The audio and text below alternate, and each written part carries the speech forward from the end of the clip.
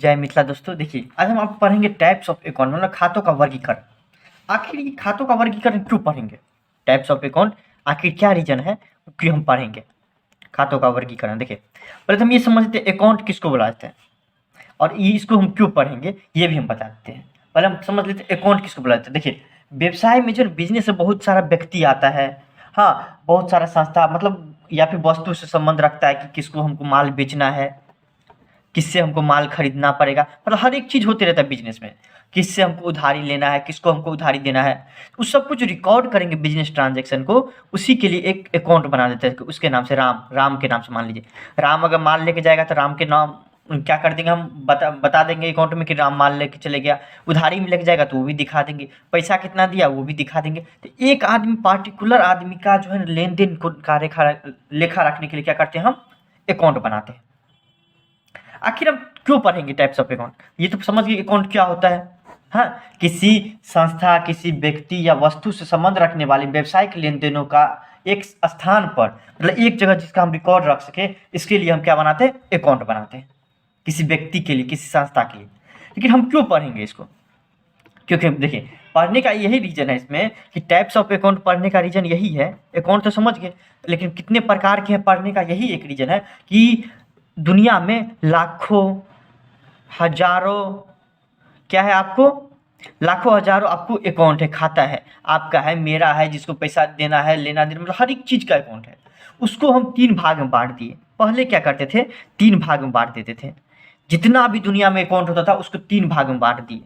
अब बोलिए क्यों बाँटेंगे भाई? बाँटने का कुछ ना कुछ तो रीज़न होगा, क्यों बाँटेंगे भाई? पागल तो नहीं है सब जो बाँट देगा।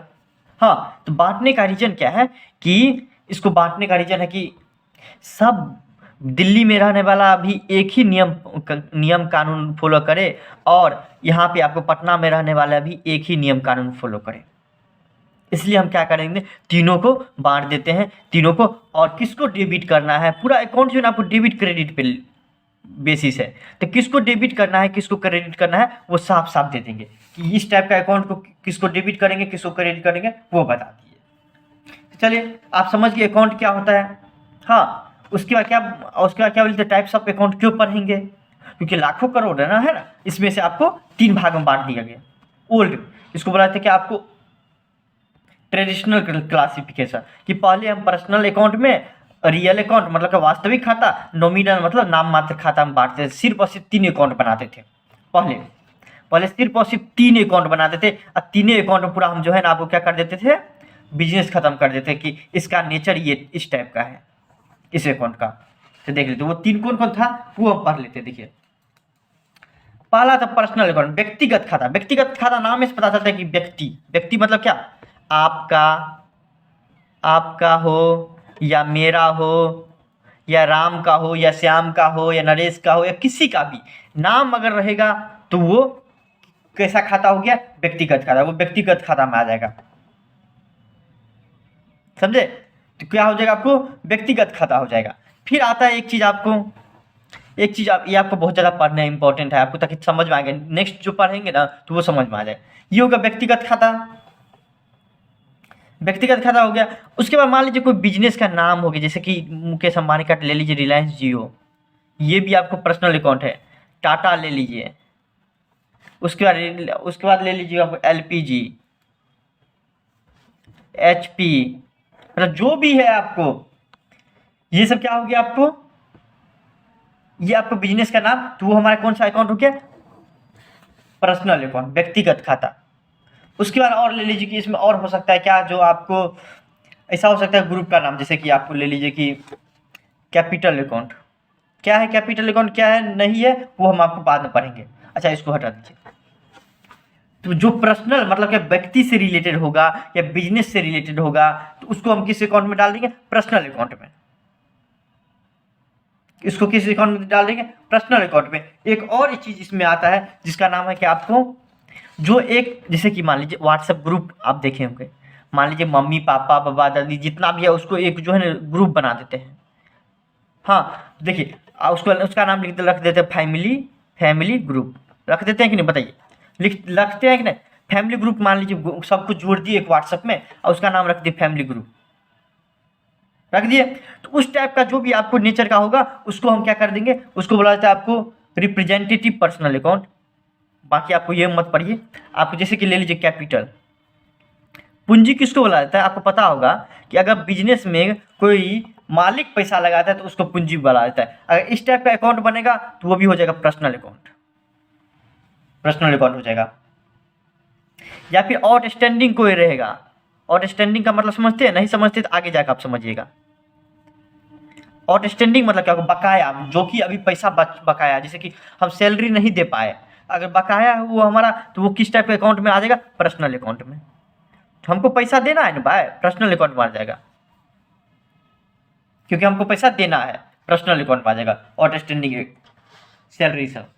इस टाइप के अकाउंट में क्या हो जाएगा आपको, ये आपको क्या पर्सनल मतलब व्यक्तिगत खाता, व्यक्ति से रिलेटेड। रियल अकाउंट किसको बोला जाता है, वास्तविक खाता, मतलब जिसको एसेट भी बोला जाता है। वास्तविक खाता किसको बोला जाता है, देखिए कि जिसको हम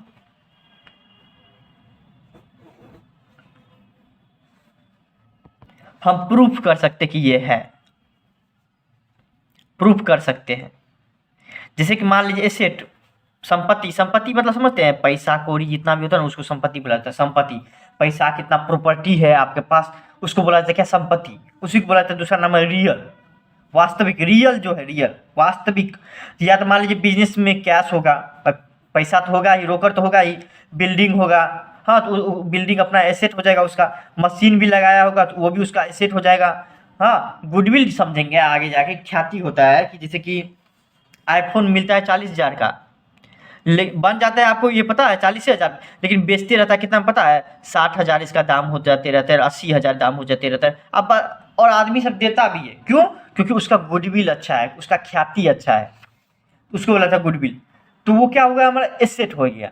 स्टॉक साल के लास्ट में जो बच जाता है स्टॉक हो जाता है कॉपीराइट। कॉपीराइट तो आप भी समझते होंगे, यूट्यूब पे अगर किसी का गाना सब जो है ना हम डाल देंगे अपने चैनल पर तो वो क्या हो जाएगा, कॉपीराइट हो जाएगा। क्यों, क्योंकि उसका अधिकार है जो गाना बनाया है, समझे। या आप ही मेरा वीडियो जो है अपने चैनल पर डाल दीजिएगा तो ये आप पे कॉपीराइट आ जाएगा, ऑटोमेटिक कॉपीराइट आ जाएगा, हम दे या नहीं दे।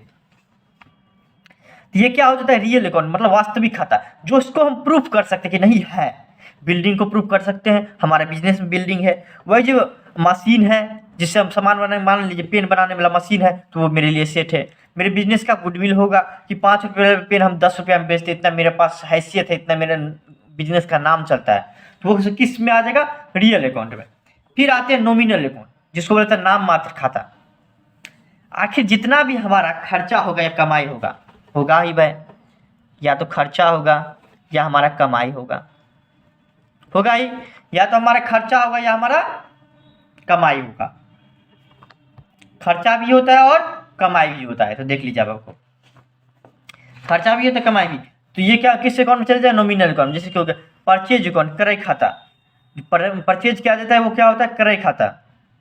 परचेज करेंगे तो हमारा बिजनेस से कैश जाएगा, हमारा किस में चला जाएगा, नॉमिनल। जैसे ऐसे याद रखें, जो खर्चा होगा ना या हमको जिससे कमाई होगा, सेल करने से क्या आएगा, हमारे बिजनेस में पैसा आएगा, तो वो हमारे किस अकाउंट में चले जाएगा, तो नॉमिनल अकाउंट हो जाएगा वो। डिस्काउंट हम दिए तो क्या हो जाएगा, ये हमारे खर्चा हो जाएगा।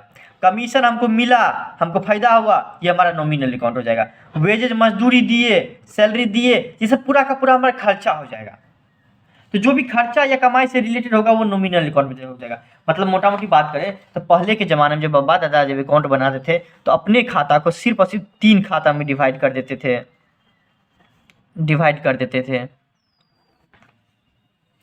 और ये सोचते थे कि आने वाले को डेबिट कर दो, इस टाइप का अकाउंट होगा पर्सनल अकाउंट में, और जाने वाले को क्रेडिट कर दो। इस टाइप का आपको बोल सकते हैं कि ट्रेडिशनल अप्रोच था कि पहले इस तरह से बांटते थे अकाउंट को। अब बोलते थे अगर इस टाइप में कोई भी नाम आए, डेटर भी आए, तो अगर आने वाला है तो उसको डेबिट कर दो, जाने वाला है तो क्रेडिट कर दो, इस टाइप से चलते थे। तो ये आपको हो गया 3 भाग में पहले अकाउंट बांटते थे। अब देखिए अब आपको इस टाइप का हो गया।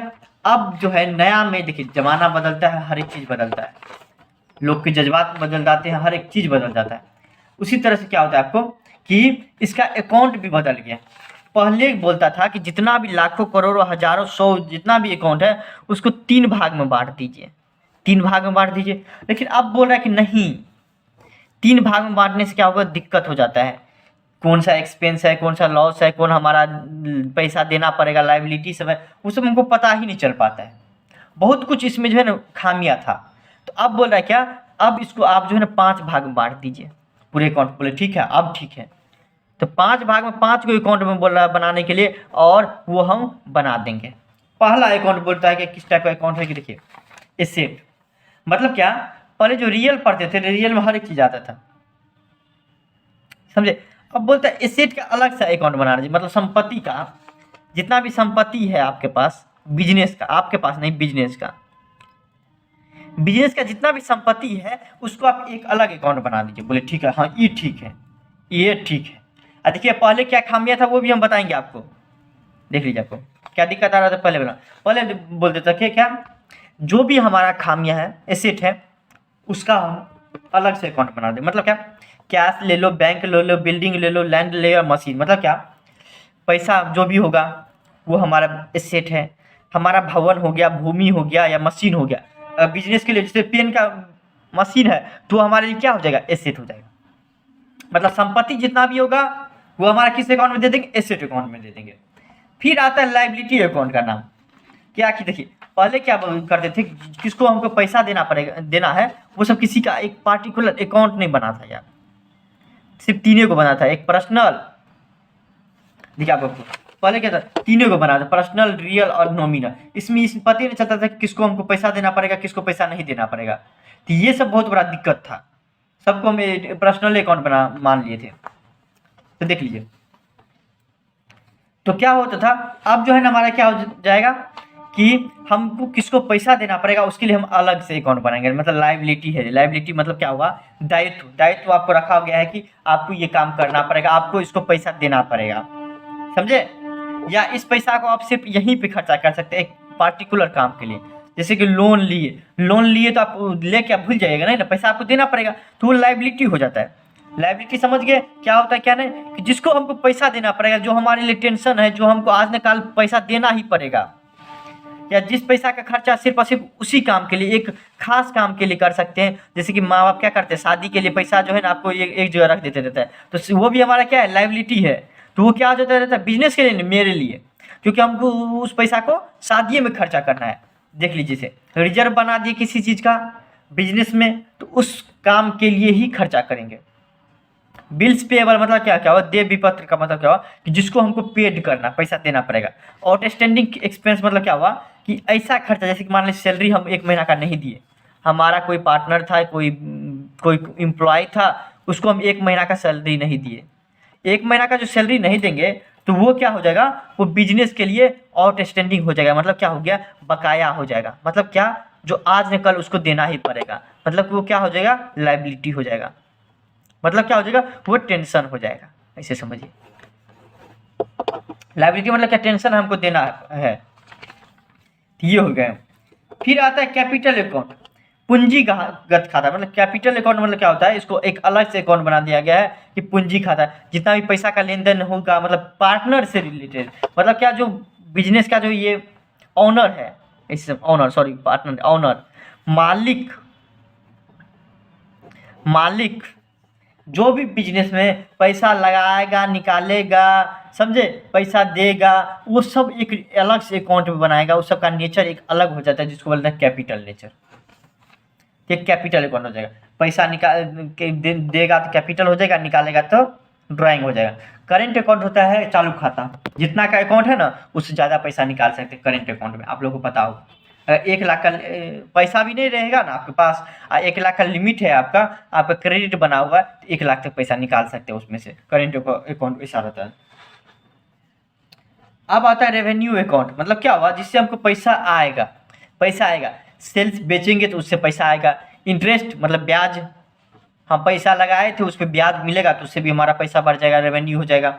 इंटरेस्ट, रेंट रिसीव, रेंट हम जो है ना बिजनेस में थे तो बहुत बड़ा हमारा प्रॉपर्टी था, उसमें क्या किए, एक जगह हम जो है ना रेंट पे लगा दिए कि जाओ तुम लोग कोई दुकान खोल लो, तो उससे हमको रेंट मिलेगा, तो बिजनेस के लिए क्या हो जाएगा, वो फायदा हो जाएगा, आएगा तो हो जाएगा। रेवेन्यू मतलब क्या हुआ, जिससे पैसा आएगा, बिजनेस पैसा आएगा, पैसा आएगा, पैसा आएगा, तो वो हो जाएगा पैसा, रेवेन्यू, पैसा आएगा, समझे। एक्सपेंस खर्चा, बिजनेस का जो भी खर्चा होगा वो क्या हो जाएगा, आपको एक अलग से अकाउंट बना दिए तो अब अच्छा है ना कि एक्सपेंस अकाउंट बना दिए। तो वो क्या हो जाएगा आपको, जैसे कि परचेज अकाउंट हो जाएगा क्या, क्रय खाता। परचेज करेंगे तो हमारे बिजनेस में खर्चा हो जाएगा, फिर कमीशन देंगे तो क्या हो जाएगा, वो हमारे खर्चा होगा। ट्रेवलिंग, मान लीजिए किसी को हम भेज दिए कि जाओ तुम ट्रेवल करके आओ, सामान अथी करके आओ, पहुंचा के आओ, तो क्या हो जाएगा, सवारी भी एक खाता कि एक देश से दूसरे देश जाओ, वहाँ पे जो है तुम रिसर्च करना, तो ट्रेवलिंग एक्सपेंस हो जाएगा उसमें। तो वो भी क्या हो जाएगा, हमारा खर्चा होगा बिजनेस का। सैलरी देना पड़ेगा हमको, वेजेज मजदूरी देना पड़ेगा, डेप्रिसिएशन देना पड़ेगा। मतलब मान लीजिए कि ये जो मोबाइल, जिस मोबाइल से वीडियो बन रहा है, जिस मोबाइल से आप देख रहे हैं, वो अगर मान लीजिए 1 साल पहले खरीदे होंगे 15,000 में, एक चीज़ बताइए, आप भी उसका दाम 15,000 देगा, कोई बेचिएगा तो नहीं ना, उसमें कमी आएगा। जो कमी आता है उसी को बोला जाता है ह्रास, मतलब क्या, डेप्रिसिएशन। बिजनेस में अलग नाम दे देता है, उसी को बोला जाता है डेप्रिसिएशन। तो देखिए पहले आप जो है ना इसको 5 अकाउंट में बांट दिया है, और अभी क्या, मतलब हर जगह यही जो है ना आपको फॉलो करना पड़ता है कि इस सब टाइप में किसको इसे को डेबिट करना पड़ेगा, किसको क्रेडिट करना पड़ेगा, किसको आपको डेबिट करना पड़ेगा, किसको क्रेडिट करना पड़ेगा। अब किसको डेबिट करना है, किसको क्रेडिट करना है, इसी आसान भाषा में हम आपको समझा देंगे एग्जाम्पल के साथ में next video. Thank you so much.